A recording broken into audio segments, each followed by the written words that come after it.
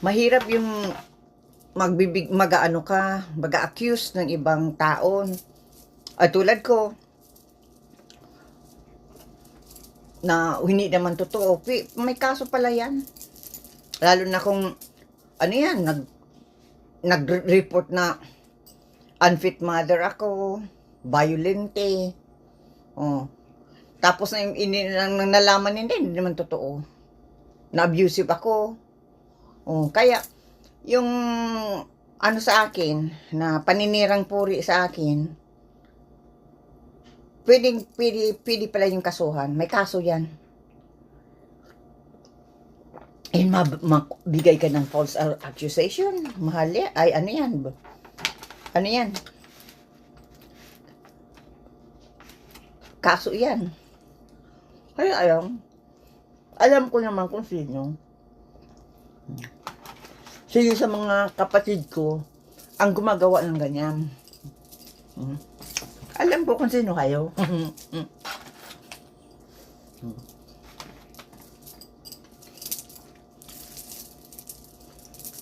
Yung papapulis ako. Para hindi,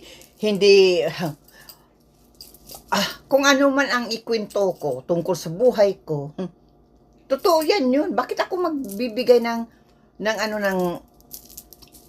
kung hindi totoo?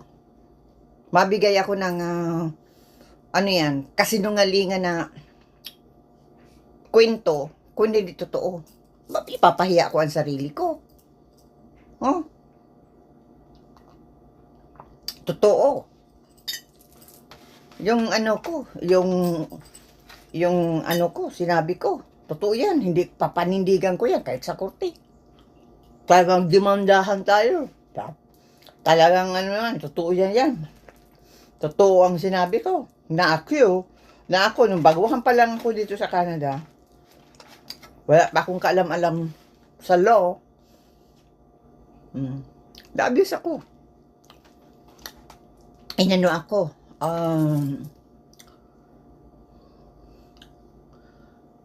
naano ako, yung na-abuse ako. Iway, mayroon pa kang ako dito, kuya, no? Sinakal ako, dito, At ganyan ako, Kung may alam lang kasi ako ng kaso ay noon, na inainiban na, naidemanda ako sana, yung nanakit sa akin, ng physical injury. May kaso yun. Tapos yung sa akin, nagmolest siya sa akin, at may pahintulot pa. Binigyan pa ng authorization na molestyahan ako, may kaso din yun. Kaya bakit ako mabigay ng mga false accusation kung hindi totoo? Kasi kung magkasuhan, ako rin ang mahuli, pwedeng makulong. Kaya bakit ako makwento kung hindi totoo? Tapos pinapakwento sa ibang tao na nag-hallucination ako, nagdi-delusional,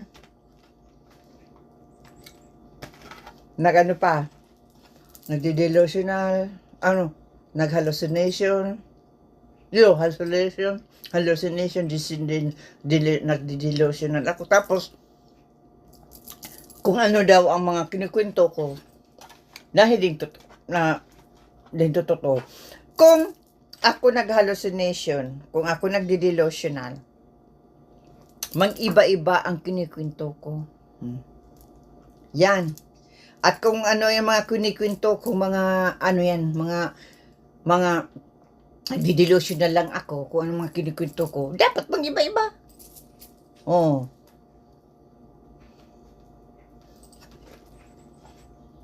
Pero kaya kong panindigan yan, yung mga, idemanda ako. Idemanda ako. Papatunayan ko na ako na-abuse dito sa Canada. Kang kararating ko lang dito sa Canada.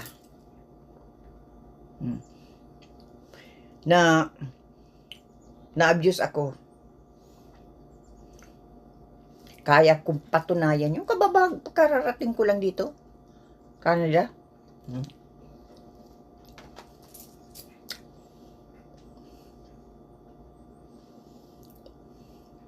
Kaya patunayan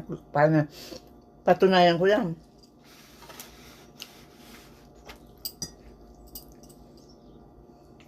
Kaya ako nagsinasabi ang mga nangyari sa akin dito, nung kararating ko lang dito sa Canada, para maging aware ang iba na hindi na madaanan ang nangyari sa akin.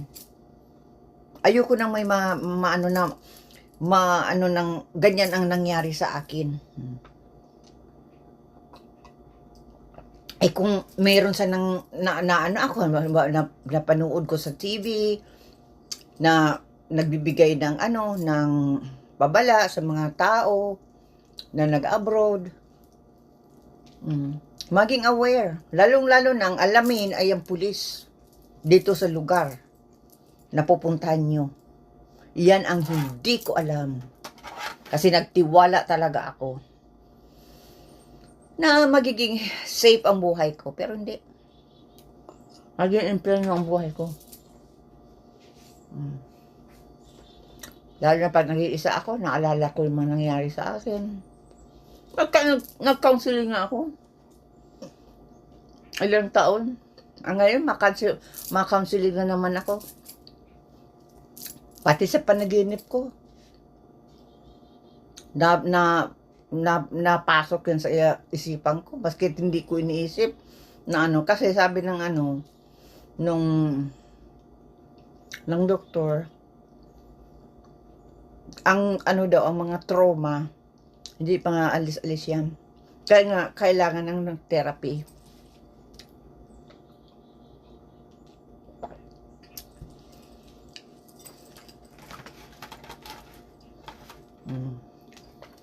Kaya kung may magsumbong na naman ulit sa pulis na masabing sinisiraan ko dito sa publiko, dito, ang sisiraon, ang sarili ko, ang sinasabi ko na nangyari sa akin, paninira yan kanino.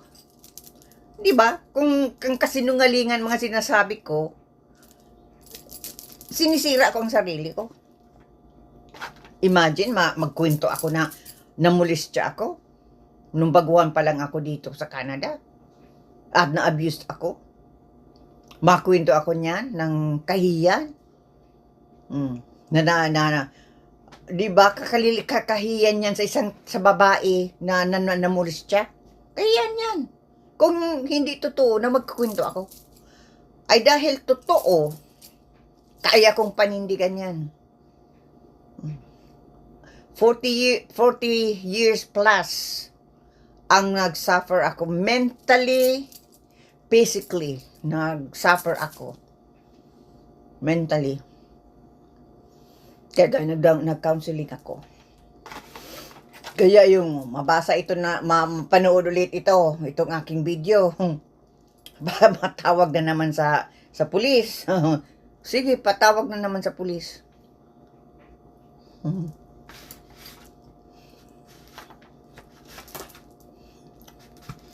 Sa counseling ko, nagka-counseling ako. Alam na. Ang mga ginawa sa akin noon. Nung baguhan pa lang ako dito sa Canada. Alam. Hindi ko tinago. Tagal na yan. Kaya nag-report ng pulis sa akin. Ang akala, takot ako.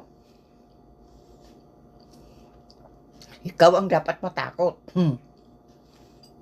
Dahil alam mo ang ginawa mo nyo sa akin nung baguhan pa lang ko dito sa Canada. Kayo ang matakot. Hindi ako.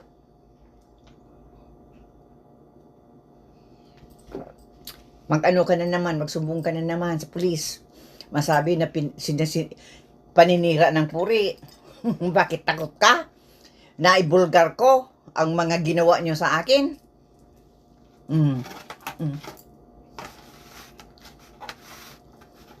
Ako hindi ko mahihiya. Dahil ilang matagal ng panahon kong na itago dito sa utak ko. Finally, ipapublic ko na ang makapanood, magbigay ng aral sa inyo na kung gusto nyo mag-abroad, huwag kayong magtiwala.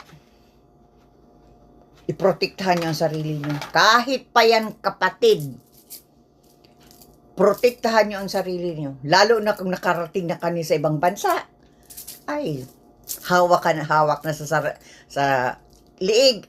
Wala nang masusumbungan, lalo na kung pinutol ang communication na hindi makatawag. Ay. Kaya, ang unang nyo, tumawag sa pulis. Lumayas kayo, magtawag ng ng pulis. May pulis dyan. May may pulis na napaaligid dyan kung sa lugar. Yan ang alamin nyo. Para hindi na kayo matulad sa akin. Nung baguhan pa lang ako dito sa Canada, na ako sobrang namulistya ako. Na-abuse. May tatak pa ko dito. Kung alam ko ng law noon, naipreso ko sana na in-abuse ako na pag-umpag ang ulo ko sa ng dresser. Kaya siguro nagkaroon ako ng dito ng bukol sa ulo. Kaya inopera. Pagkatapos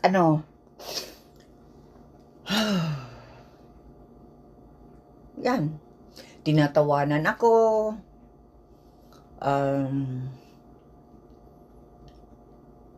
pinuput down ako. Ilang taon akong nagput up niyan. Tinatawanan ako. Nagdi-discourage ako. Talagang nangyari. Nawalan ako ng tiwala sa sarili ko. Ikaw ba na palagi ka na lang tinatawanan? Tapos kinakat down ka? Tapos i-discourage ka? Sabi sa akin nun. O pag nagsakay ka sa eroplano, mga yan, babagsak yan. Kaya matagal ako bago ako nakauwi ng Pilipinas. Dahil nakatatakin sa utak ko. O anong nangyayari? Nagdanuod ako ng mga bumabagsak ng mga eroplano. Kasi kung talagang oras mo nang mamamatay, oras mo na. Yan ang ko sarili ko ngayon. Kung magsakay ako sa eroplano, tapos bumagsak ko, yun na talaga ang oras ko. Pero yung mga nangyari na pinapatakot ako ng maraming taon, akala ko talagang natakot ako na pag maisip ako mauwi sa Pilipinas, hindi ko ginagawa kasi takot ako na baka ako bumagsak ang eroplano. Meron mo yan, patakot. Tapos, palagi siyang umuwi ng Pilipinas. So, yan, ako noon, bakit ganun?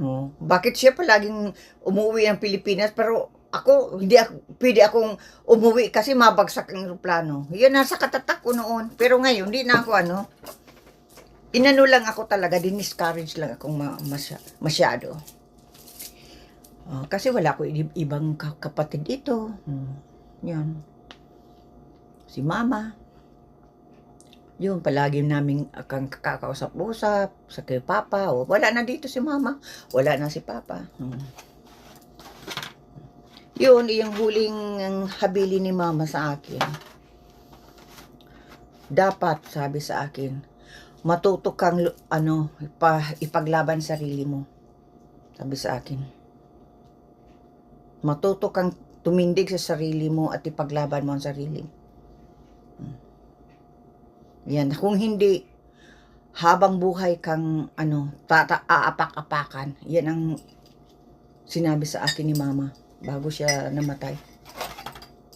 Kaya hindi ko yun makalimutan talaga. Kasi nakita niya Mama kang panahon na alam nila kung ano nangyari sa